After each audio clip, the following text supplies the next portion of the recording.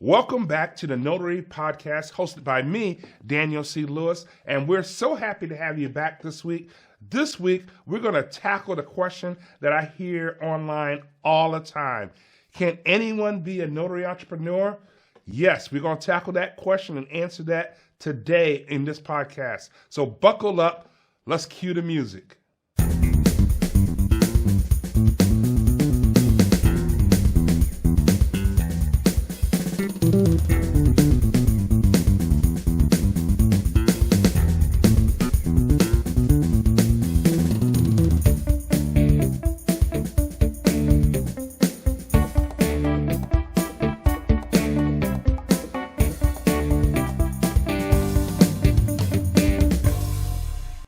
Welcome back to the Notary Podcast, hosted by me, Daniel C. Lewis. So happy to see you back again this week. This week, we're going to tackle the age-old question that I hear online all the time. Can anyone be a notary entrepreneur?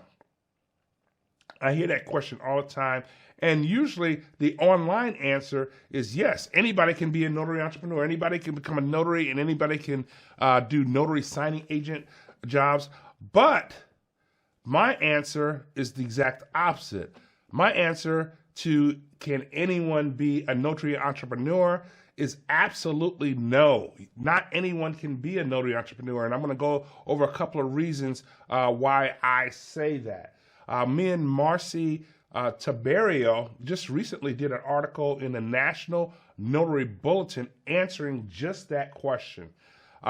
Can anyone be a notary entrepreneur? I know you hear online that people often say, anybody can do this. You can just do this, get your notary stamp, and then you're going to make millions of dollars each year. But that's not true. And I don't want to throw shade on people that often advertise like that, saying anybody can do it. But the true answer to that question is no. Anybody can't be a notary. Everybody can't be a notary entrepreneur, and anybody can't earn millions of dollars as a notary entrepreneur. And I'll give you a couple of reasons why I say that. I've been a notary entrepreneur myself since 2003, so it's been a while. And at the time when I became a notary specifically to do a real estate assignment. So when it happened by accident. I was working in a mortgage brokerage office, and a lot of the mortgage guys or the loan officers, when they ever had a closing, the biggest issue they had during their closings was the notaries that went out and did the closings. They would comment on either the interest rate or some other aspect of the transaction, which will tank the loan that the loan officers had put together. And one day, one of my good friends, Vincent, said this notary just tanked his deal. He needs a good notary that knows what they're doing, being there on time, and know how to interact with the signers. And I just said jokingly, hey, why don't I become a notary and just go do your deals for you? And he said, you should do it. And by the end of that day, I was a notary. It was like breathing pulse. Go pay a little fee at the Secretary of State's office at that time, and you can become a notary.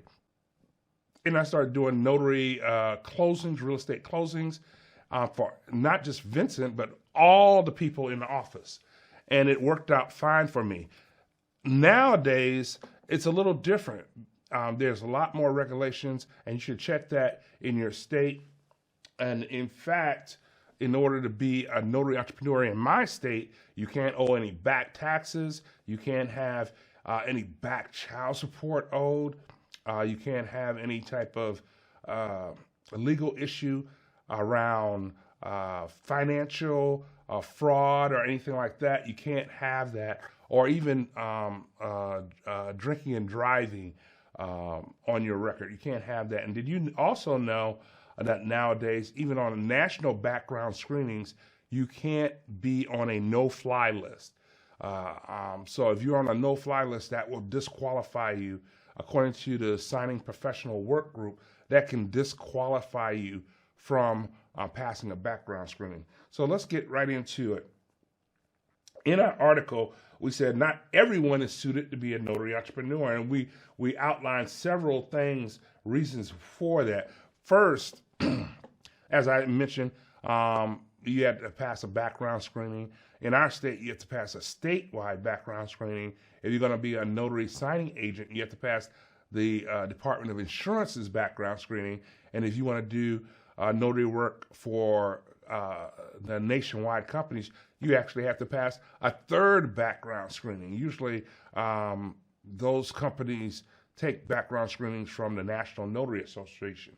So you have to first pass all three background screenings. But the first big challenge that notaries don't see is that they have to have business acumen. You have to have that business acumen. Running a notary business involves much more than just stamping and signing documents. Entrepreneurs must excel in marketing, financial management, client relations, and strategic planning. You have to excel in each one. When I first started doing this business, I was not very good at marketing myself. So I had to learn how to market myself. There's a lot of classes within the notary community about marketing yourself. There's a lot of classes that you could take outside of the notary community about marketing yourself. But that's one of the things that you have to have. Successful notary entrepreneurs are resourceful problem solvers who relish the challenge of wearing many hats. So you have to be a problem solver. You have to get into that mode of problem solving in order to be a successful notary entrepreneur. And then the second challenge, according to our article, is constant and consistent professionalism. That's right. Notary entrepreneurs often deal with sensitive legal documents and clients under stressful circumstances. Maintaining a professional demeanor, upholding confidentiality, which is so important, because I see a lot of times people will take the signer's document and actually post them online, on Facebook, on LinkedIn, asking questions on how would I notarize this. But you have to be a constant professional and maintain confidentiality, and always provide a high standard of service, which can be in demand. In fact, I tell people all the time, especially people that are just starting off in the business, they oftentimes say, I'm going to make this elaborate logo. I'm going to make this elaborate saying that people are going to remember. That is good, but the thing that keeps you in business is your constant, efficient, effective service that you give to each and every client every time. So thriving notary entrepreneurs are empathetic and patient, understanding that professionalism is the foundation of trust. And if you have that trust within your service that you give, then you're going to do very well. A third challenge, according to our article, is self-motivation is key. You have to be self-motivated. You have to be able to get yourself up out of bed every day, travel those roads, or if you're doing remote, you have to be able to be self-motivated to do the things you need to do as a notary entrepreneur. Entrepreneurs must drive their own success. Let me say that again. Entrepreneurs, whether you're a notary entrepreneur or just a regular entrepreneur, you must be the driver of your own success. Without a boss or structured environment, it is easy to lose focus. Self-discipline and motivation are essential to building and sustaining a successful business. I often say you have to be self-motivated in order to be successful in anything. A great notary entrepreneur possesses an intrinsic drive to succeed. You have to be, in my opinion, being a notary entrepreneur since 2003, you have to be obsessed with your the service that you give. You have to be obsessed with giving awesome service. And a lot of times people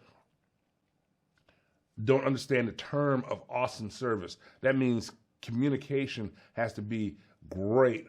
Your communication to the person that hiring you, to the signers, communication all around, and developing a win-win-win mentality in your service, if that makes sense.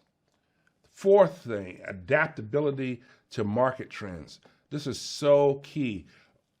When I started in 2003, 100% of my business was doing notary signing agent work. What that means is I did only real estate purchases, refinance, modifications, home equity lines of credit, reverse mortgages. I did everything concerning real estate. Then something happened in 2008. The real estate market collapsed upon itself, and I had to adapt to the new trends out there. Now 100%, I would say 90% of my business is on general notary work. I go to hospitals, nursing homes, assisted living, timeshares, procurements, car deals, name changes, trust documents. A lot of my business is all that type of thing, and I had to adapt to the industry trends. The notary industry is rapidly evolving with technology like remote online notarization. So if you're going to evolve into that, that'll be something great to evolve in. Successful entrepreneurs see change as an opportunity rather than a threat. Let me say that again. Successful entrepreneurs see change as an opportunity and not rather than a threat. They invest in new technology and continuously enhance their skills, ensure they remain competitive and relevant in a dynamic marketplace. So you have to be adaptable when you are a notary entrepreneur. You have to be adaptable. Resilient notary entrepreneurs thrive on challenge and uncertainty. They embrace calculated risks, use them as learning opportunities, and build financial cushions to wealthier, lean times. Entrepreneur handling uncertainties. That's number 5 in our article. You have to be able to handle risk, and you have to be able to mitigate your risks as you go through your notary entrepreneur career. When things change, when things evolve, you have to be able to see those changes, follow those changes, and ride them like a wave and mitigate your risk on losing your business. Mitigating risk is so key to being a successful notary entrepreneur. Number 6 in the challenge of being a notary entrepreneur, attention to detail is key. It's critical. Mistakes on notarized documents can have significant consequences to your clients, to the signers. It can also harm a notary's reputation and result in legal and financial consequences. You have to pay attention to detail. It has to be, you have to be a detail-oriented person. A lot of times when I first started and I started a signing company, I used to review notaries' profile, and sometimes the profiles will say, I have attention to, I have detail oriental instead of detail oriented. So those little things really stand out. Make sure you pay attention to your detail, especially if you're putting out notary profiles. Each word is spelled right. Detail-oriented notary entrepreneurs take pride in their precision and thoroughness. They establish systems to double-check their work, minimizing errors and ensuring client satisfaction. One of the examples of that is that if you're a traditional notary and you're printing out documents, that you have a checklist in place that you have enough paper in your printer that when you print it out, because some people have a 2-tray printer, they hit print, and when the printer stops, they just take whatever's in there and leave. I learned early on that you should have a checklist that you check what's printing, that you got the last page of the printing, that your paper doesn't run out, so you're not taking half or a third of the documents. That's one of the things of checking attention to detail. Also, another little trick I've learned over the years, always, if you're a traditional notary, put your keys in the same place when you come in at night during a long day, and you pick them up at the same place. I've heard so many notaries that I said, make sure when you start your business, the first thing I say, if it's a traditional notary, you get into the habit of putting your car keys in the exact same place every day, every night, every time. Just getting to that routine. Whether you're semi-conscious or conscious, you're putting your keys in the same place. So many times have I heard notaries say, just ignore that advice, and then when they get a big day like 10 or more assignments, they can't find their keys because they're so messed up because they get all these assignments, they're printing out documents, they're waiting on documents to come, then when it's time to go to that first assignment, they can't find their keys. So that's another little thing that you can do. Put systems in place to make sure you are going to be efficient and effective.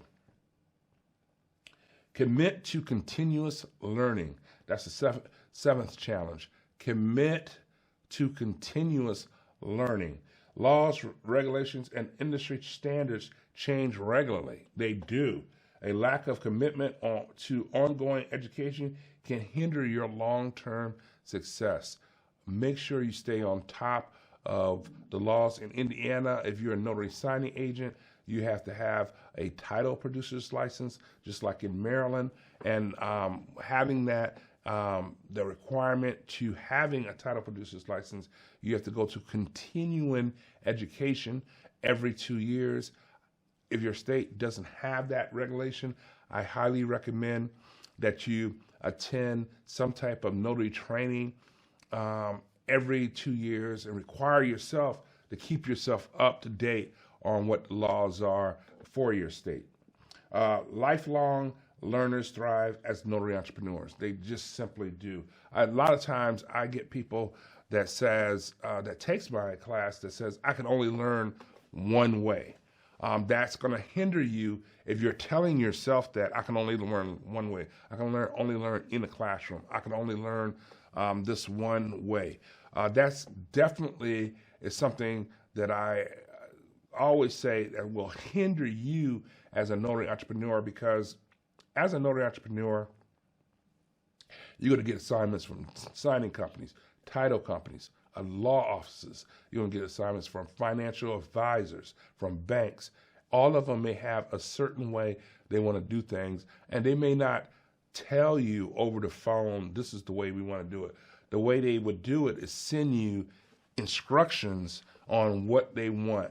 And if you're only a person that says, I can only learn by you telling me, or I'm seeing somebody else do it, you're hindering yourself. You got to learn to be adaptable to all these different industries where you can learn from just reading a document and consuming that and then comprehending what that document is telling you, if that makes sense.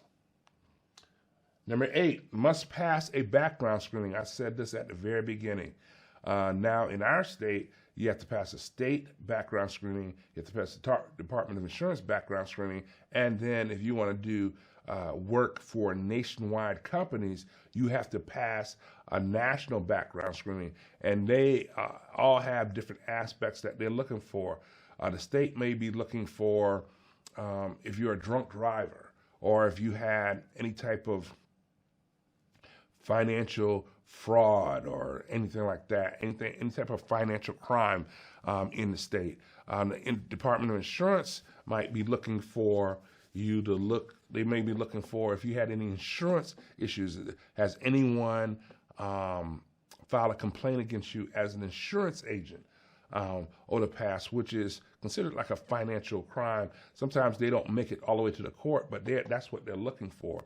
Have anybody filed a complaint against you in the insurance world that will make you not qualified to meet with the general public about financial products? And a nationwide background screening with the National Notary Association. One of the criteria, you can't be on a no-fly list. If you happen to be a person that flies from the airport frequently, and let's say, for instance, and I've seen this happen, flight gets overbooked, they take you off, you get a little irritated by that, complain, and if that airline from your complaint says, you know what, you're a little too aggressive, we're going to put you on a no-fly list with our airlines. That can actually disqualify you from being a notary entrepreneur on a nationwide background check. And you can check that with the Signing Professional Work Group background check credentials on their website. It clearly states that. So you must pass a background screening. In this case, if you're a notary that meets with the public, especially in their homes, you have to pass several background screenings. The notary public is actually a public servant, and the core responsibilities is putting the public trust first, balancing business and service, and educating your clients. You must have all those qualities. And the bottom line, we talked about several reasons why anybody can't be a notary signing agent. In fact, I would go as far as to say, if you have someone online telling you anybody can be a notary signing agent, the next line they'll tell you is buy my product, subscribe to my class, buy my books, get in on a subscription service, before you find out that you are not qualified to do it in the state because the state passed regulations that disqualifies you for some reason for not doing it. Definitely understand, not everybody can be a notary entrepreneur. Not everybody that even meets the qualifications can still go on and be successful as a notary entrepreneur. Do your research for yourself. The bottom line is this: while not everyone is suited to be a notary entrepreneur, those who possess the right qualities, and this is resourcefulness, professionalism, adaptability, resilience, and commitment to continuous improvement, can thrive in this challenging yet rewarding field. Those who succeed in this role embrace the dual responsibility of being an entrepreneur and a public servant, recognizing the privilege and duty inherent in their work. I've been a notary entrepreneur myself since 2003. I love the work. I used to think, and I used to be under the understanding that anybody can do it. But as I had gone through year after year after year after year, seeing thousands of people come and go in this industry, I have to be honest with you, not everybody can do this business. It is a business that evolves over time, and it has evolved a lot since 2003. So keep that in mind when you're looking, if you're a new notary and you're looking at, hey, can I do this business? Just keep that in mind. Do your research, look at your local and state regulations, and just make sure you fit the criteria in your state. Hopefully you like the content today of this podcast. I love doing this each and every week for you. Love to see you. And put your comments in if you agree, if you don't agree. I love to hear your comments about this particular content for this podcast. Make sure you like, share, and subscribe to the podcast. We love having you. We love doing this every week. And you're not going to want to miss next week. We're going to have a great podcast with a very special guest. So like, share, subscribe to the podcast. See you next week.